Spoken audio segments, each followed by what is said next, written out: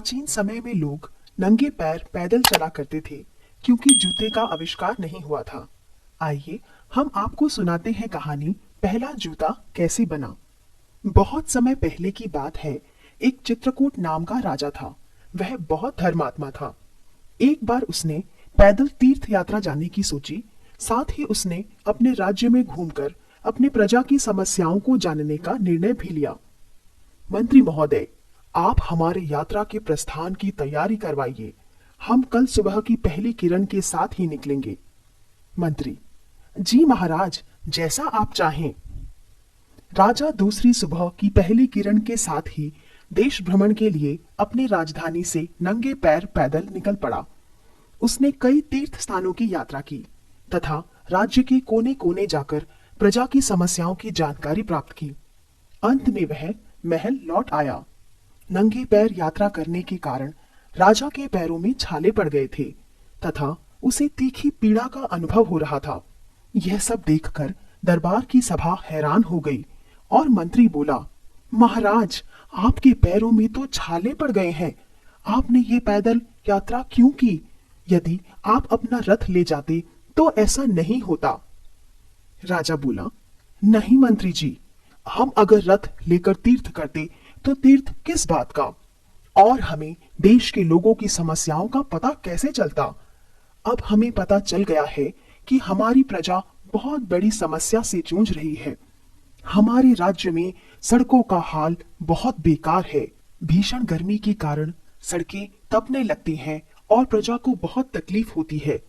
लोगों को काम करना है तो या सुबह सूर्योदय से पहले करते हैं या फिर शाम होने पर जब सूरज ढलता है तब करते हैं। कुछ तो समाधान निकालना पड़ेगा। मंत्री: महाराज, ये तो प्राचीन समय से चला आ रहा है। इसका कोई समाधान नहीं है। जैसा चलता आ रहा है वैसा ही ठीक है। राजा: नहीं मंत्री महोदय, अब ये कदापि नहीं हो सकता कि हम अपनी प्रजा की समस्याओं को नजरअंदाज कर दें। इसका समाधान तो हमें करना ही होगा। ऐसा कीजिए कि राज्य की सारी सड़कों के किनारे किनारे वृक्ष लगवा दीजिए ताकि सड़कों पर छाया बनी रहे और लोगों को चलने और काम करने में तकलीफ ना हो। मंत्री: महाराज, ये असंभव है। इतने बड़े राज्य में अगर हम वृक्ष लगाएंगे तो वर्षों लग जाएंगे और वृक्षों को बड़ा होने में भी कम से कम 10 वर्षों का समय या उससे अधिक लगेगा। कोई और उपाय सोचना होगा। राजा: हमें किसी भी तरह ये समस्या सुलझानी होगी। ऐसा कीजिए, सारे राज्य की सड़कों पर चमड़ा बिछवा दीजिए। ये सही रहेगा। इसमें तो केवल बिछाने का समय लगेगा।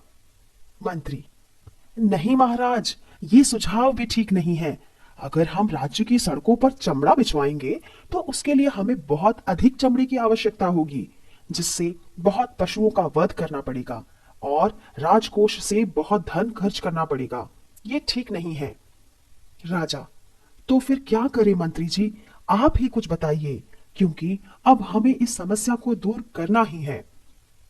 मंत्री: महाराज, यदि आपके पैरों को ढकने के लिए 2 चमड़ों के टुकड़ों का प्रयोग किया जाए तो आपको चलते समय कोई कष्ट नहीं होगा। इससे धन की बचत भी होगी और असंख्य पशु भी सुरक्षित रहेंगे। राजा को मंत्री का ये सुझाव बहुत ही अच्छा लगा। वह बहुत प्रसन्न हो गया क्योंकि मंत्री का यह सुझाव बुद्धिमतापूर्ण था। राजा: मंत्री महोदय, आपके इस सुझाव से हम बहुत प्रसन्न हुए, तभी तो हमने आपको अपना मंत्री नियुक्त किया है। आप जल्दी ही ये कार्य करवाइए। मंत्री ने तत्काल ही मोची को बुलवाकर राजा के जूते बनाने का आदेश दिया। जब जूता राजा के समक्ष रखा गया तो राजा उन्हें देखकर बहुत प्रसन्न हुए और उन्होंने मोची को उचित पुरस्कार देकर विदा किया।